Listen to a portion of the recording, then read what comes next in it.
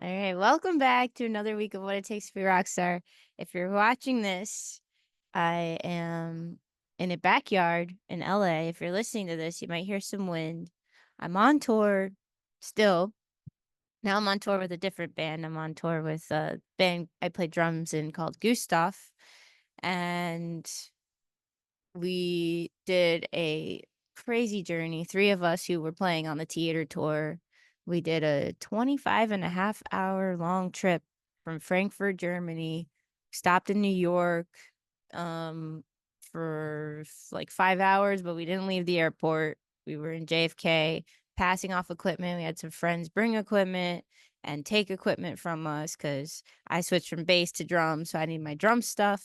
Big long story, but we all got our things and went on another plane ride. And yeah, total trip from Germany to LA took 25.5 hours. I'm still pretty jet lagged, but I'm getting over it all and starting to feel more human. Um, this week is a little different. This is episode 10. Thank you to everyone who has been tuning in to all the episodes, giving feedback. My goal for this podcast was to get to 10 episodes, and we're here. But I wanted to see how it felt to do it and if I liked doing it, and I do like doing it. Um, the issue is when I'm touring a lot, it's hard to do it. So after this episode, I'm going to take a little bit of a break, finish up this tour, and then when I go home, I'm going to record more episodes and have season 2 come out. Hopefully in the next 6 to 8 weeks, I'm hoping. And I'm so sorry because I know as a listener that is frustrating to start getting into something and then it starts, you know, being weird with the schedule. But I wanted to be consistent at least for 10 weeks in a row, and I managed to do that. So this week, what I want to do, and I might do this in pieces because I am coming, going, I'm leaving to drive 10 hours today. What I want to do is just do a little bit of a recap of what we talked about and just give a little bit of my insight towards it. I'm going to do an episode where I give even more, but for now, I wanted to just do a little recap of everything that we talked about and, kind of common themes between all the musicians that I talked with. And it was so great hearing everyone's stories. I really loved hearing where everyone came from and like where they're going with it and hearing people on different levels and different parts of their journeys. And the one thing that I really want to point out about everyone that was on my podcast was that they all made their own opportunities happen.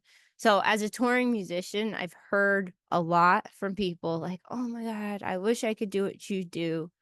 But no one has called my phone and, like, asked me to do a tour or something, or, like, no one's ever given me the opportunity. But everyone that I interviewed on this podcast gave themselves an opportunity. They woke up and they said, "I'm gonna go on tour," or they woke up and were like, "I'm gonna play a show, I'm gonna be a musician, I'm gonna book a show, I'm gonna make something happen." And yes, there were stories like Emma, she got invited to be on the tour with Sir Chloe, and that is awesome. And yeah, that doesn't always happen, but that was because of her studying music in college and being roommates with the guy and him knowing her character and what she does. So yeah, there are moments where things do happen for people. Like I did one time I was on a plane and I heard this guy ran into one of his old friends. He hasn't seen him in a really long time. And he ran into him and he said, "Oh my gosh, I put a video up on TikTok and Jason Mraz saw my video and then he took me on tour. And I've never been on tour before. It was so cool. It was amazing." And it was kind of like this like dream scenario that I think a lot of musicians, like when they're starting out, they think that's what's gonna happen, kinda like they're just gonna, Jason Mraz is gonna call them one day and say, "Oh, I saw your video, it's awesome." Um, but what I want to point out is that that guy spent years learning guitar. He spent years writing songs, learning how to write lyrics. Like I looked up his stuff. He was like a really good lyricist. Um, he wrote the songs, he put out the videos for the songs, and then that ultimately led him to getting this offer for this Jason Mraz tour, which sounds lucky, but the groundwork that gets to even being lucky is a huge foundation. And I think a lot of people, and honestly, a lot of people do that work too, and they don't get the chance to do music because it is a very saturated thing. It really is. But what I want to say is everyone that I know that is still doing music is simply doing music because they never stopped doing music, and they've just gotten better and better and better and better, and they tried new things. Like I think I watched a David Bowie documentary once on an airplane one time, and I think he tried like 12 or 13 different kinds of bands and acts and stuff before, he started to find something that worked, that clicked, whatever, that started getting attention. So, um but a lot of people, they just want to write what they want to write too, and like be who they are also, and not have to like cater to anyone. And I think a lot of musicians go through that journey where they say, I don't want to write something that's going to click for other people. Like, I just enjoy playing music, so I'm just going to do that. And like a lot of people fall, quote unquote, fall off of doing music because they find that they just want to be artistic in the way that they want to be artistic too. And I'm not saying there's not a way to do both. Um, but there is that element to it too. Like you're quote unquote creating a product for people to listen to. And in order to make money off of music, you need to have a lot of people interested in listening to that. Or you have the coolest merch ever and people want your t-shirts or, your record because it looks cool.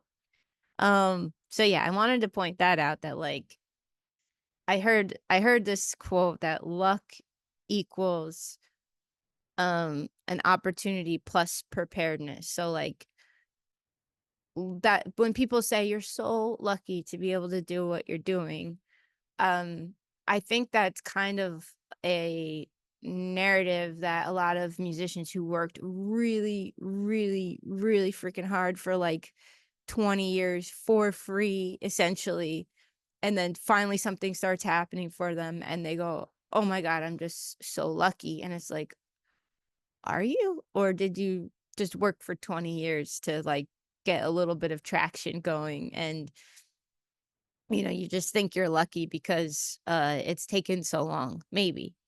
So yeah, I wanted to talk about that. And I also want to talk about a quote that made me start this podcast. So um Caroline Rose, they're a really great singer songwriter, and they came home from tour I think last year, and I will get the quote up, and posted a PSA on their Instagram 23 weeks ago as of the day I'm recording this. And here's the quote, and this is what made me think to start doing doing this podcast, honestly. Sorry for the wind. So it says, coming home from an 8-week tour today, a powdery dust and filled with love and pride for my band and crew, all the fans who buy tickets and merch, as well as every other working class musician out there. I find it mostly hilarious that the general public think we have cushy lives out on the road, that we're living out some sort of 20th century rock star fantasy, sleeping with groupies and blowing lines of coke every night. The reality is we are the backbone of an entire industry.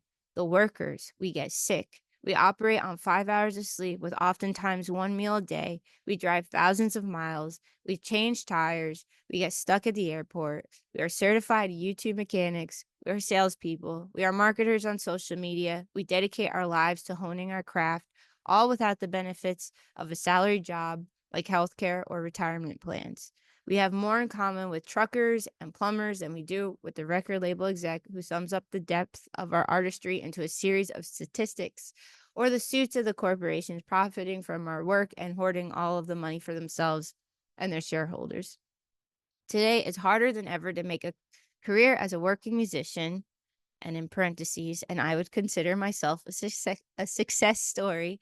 Between rising costs, the effects of a global pandemic, legalization of AI use, independent venues getting eaten up by the monopoly Live Nation, snake oil label and publishing deals, egregious ticketing fees from which we receive no share, merch cuts from venues, and corporate profiteering eating away at our royalty rates.